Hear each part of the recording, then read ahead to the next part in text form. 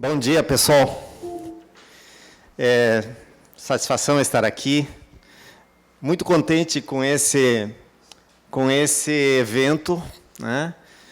Primeiro encontro, espero poder participar do segundo, do terceiro, do quarto, né? De acompanhar essa bela iniciativa. E feliz também pela FAPERGS estar apoiando, né, financeiramente.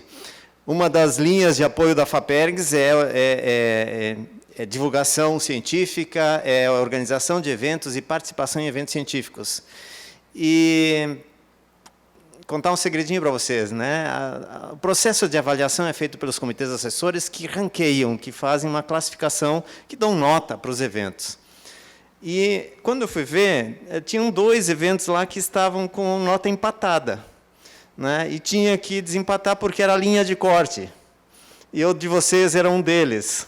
Quando eu vi essa, né, a programação e a ideia, a intenção, eu não tive dúvida em deixar os 2, em puxar para cima os 2, né, para poder apoiar essa iniciativa, porque eu, desde o início, percebi a importância disso aí. Então, parabéns pela organização desse evento. Eu não tenho muito tempo, eu sei que o cronograma já está um pouco atrasado, então eu vou tentar ser rápido aqui. A minha apresentação normalmente é um pouco mais longa, mas eu subtraí alguns slides e vou procurar ser bem objetivo para tentar não extrapolar muito tempo. Bom, eu vou falar então do financiamento à pesquisa aqui no estado do Rio Grande do Sul e da atuação da FAPERGS nesse processo. A FAPERGS é a segunda fundação de amparo à pesquisa mais antiga do país. Mais do que a FAPERGS, apenas a FAPESP, que foi criada 2 anos antes da FAPERGS. Nós já temos quase 55 anos de funcionamento ininterrupto.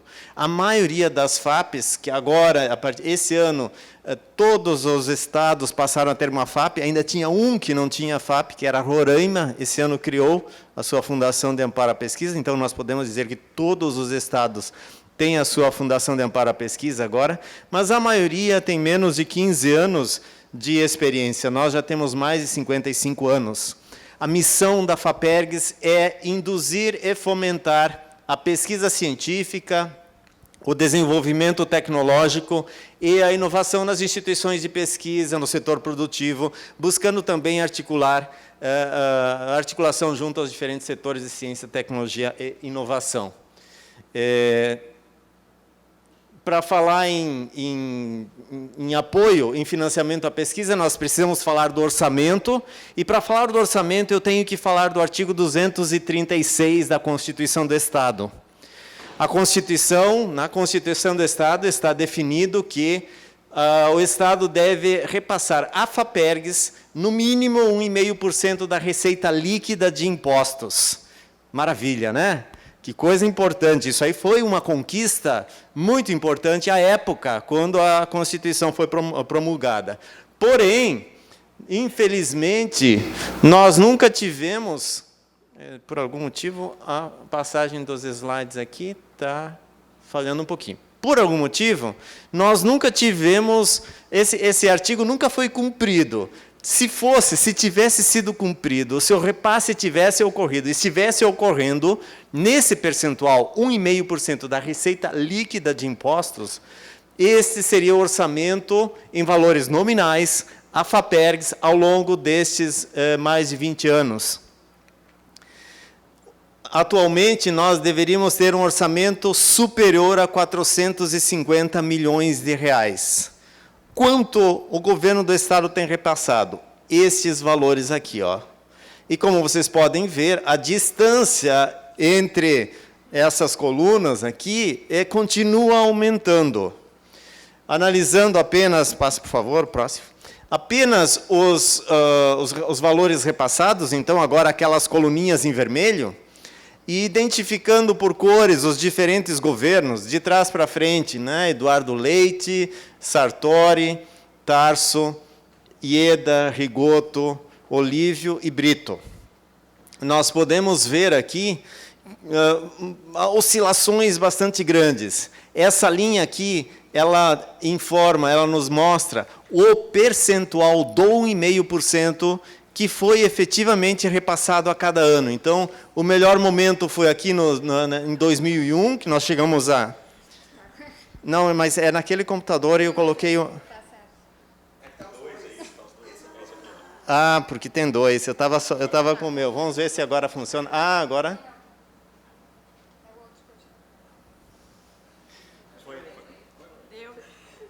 Vamos trocar. Coloca de novo esse aí, vamos tirar esse aqui. O meu não tá falhando. Então, coloca de novo, coloca esse aí, eu vou mudar então. Preciso voltar um pouquinho, vamos ver. Vamos ver. Não, para trás agora. Ai. Perfeito. Agora acho que funcionou. Esse aqui, o percentual do 1,5%. Nós tivemos um período de uma crise muito severa aqui, o último ano do governo Rigoto e 3 primeiros anos do governo Ieda.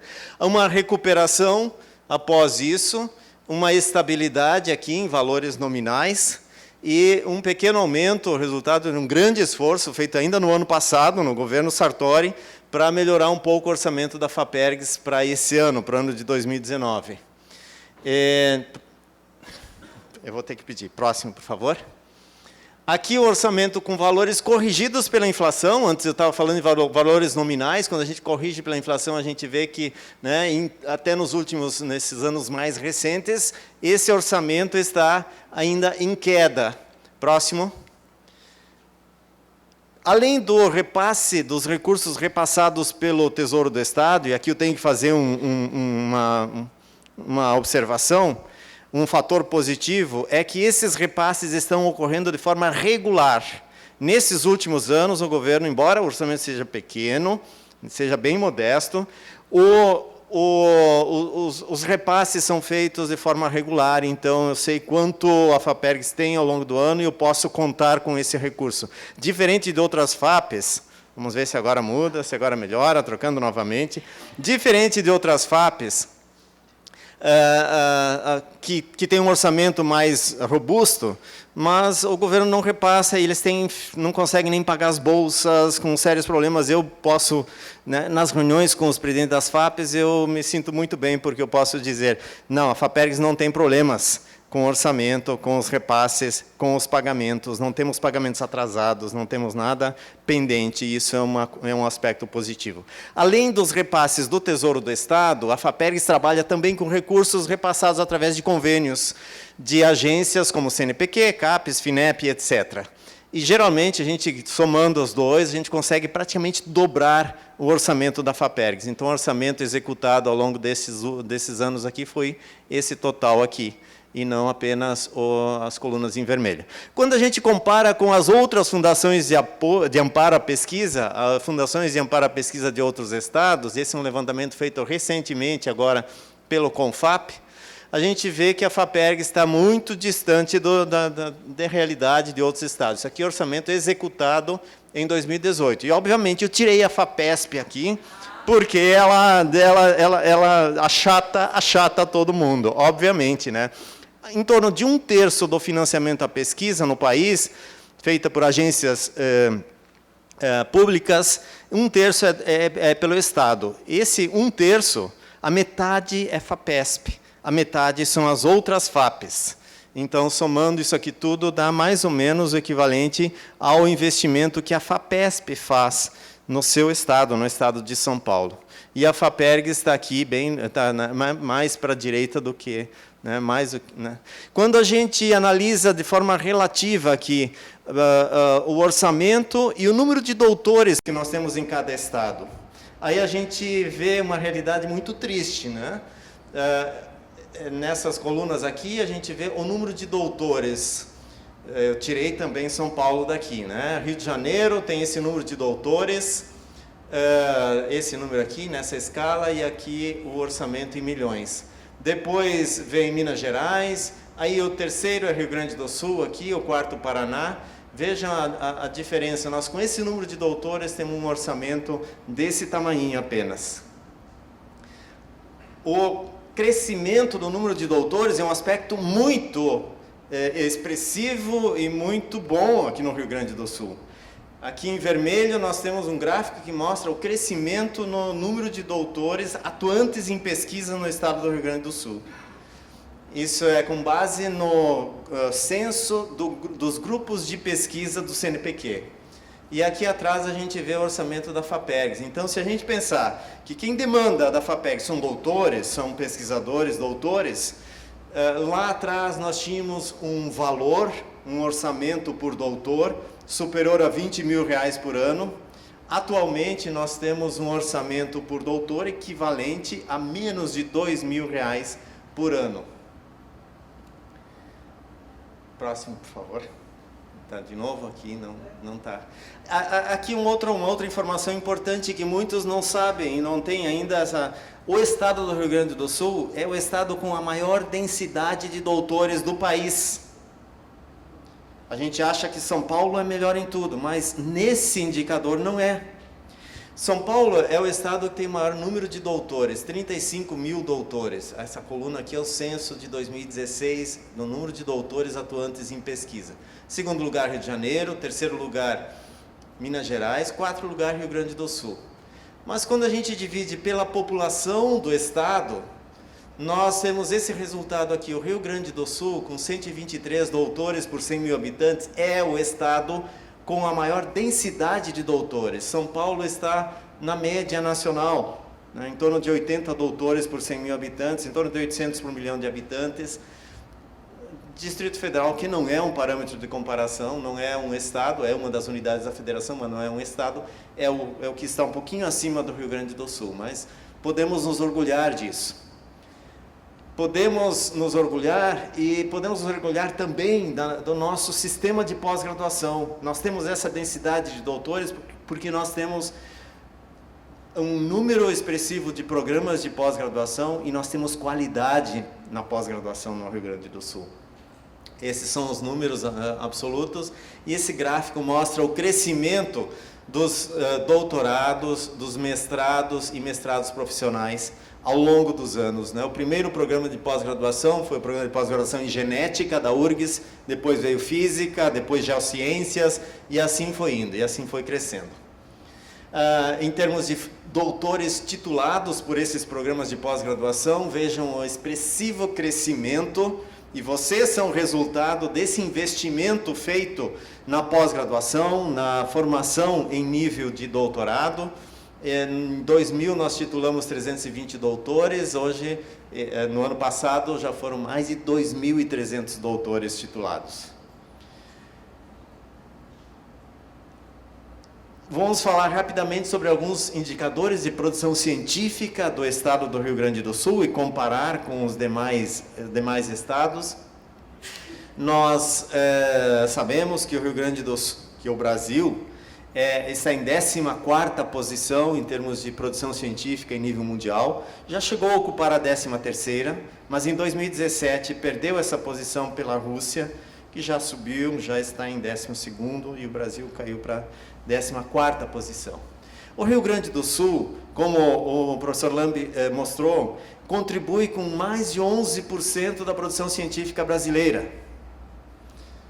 E em números absolutos, em 2018 foram, aqui Brasil, né, o crescimento da produção científica brasileira, no Brasil foram mais de 82.000 artigos científicos. Analisando por estado, essa é a contribuição do estado de São Paulo, que chega a quase 40%, depois vem Rio de Janeiro, depois vem Minas Gerais e aqui está Rio Grande do Sul, é o 4º estado em produção científica, seguido por Paraná e Santa Catarina. No Rio Grande do Sul, próximo, por favor, às vezes vai, às vezes não vai. Aqui uma comparação dos 3 estados da região sul, Rio Grande do Sul, Paraná, Santa Catarina. Rio Grande do Sul produz quase a metade da produção científica da região sul. Próximo, por favor. Aqui no Rio Grande do Sul, essa é a contribuição da URGS, nossa principal instituição. Pesquisadores da URGS contribuem com quase 50% da produção científica do Rio Grande do Sul. Em seguida vem Santa Maria, Pelotas, a PUC, FURG e juntos aqui Unipampa e Unicinos. Essas são as principais instituições, as que contribuem de forma mais expressiva com a produção científica no Rio Grande do Sul. Próximo. A distribuição da produção científica, esse gráfico mostra um pouco as áreas e onde nós temos mais competências em nível de Brasil, aqui analisando esse período, 2016 a 2019. A medicina é a área onde nós mais produzimos, seguido por a agricultura e ciências biológicas. A grande área de ciências exatas, a grande área de ciências da vida e a grande área de ciências humanas.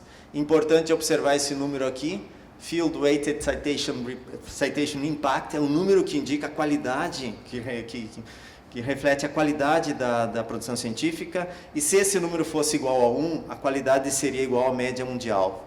Portanto, ainda estamos aquém em qualidade. Próximo. Agora vocês veem aqui o Rio Grande do Sul.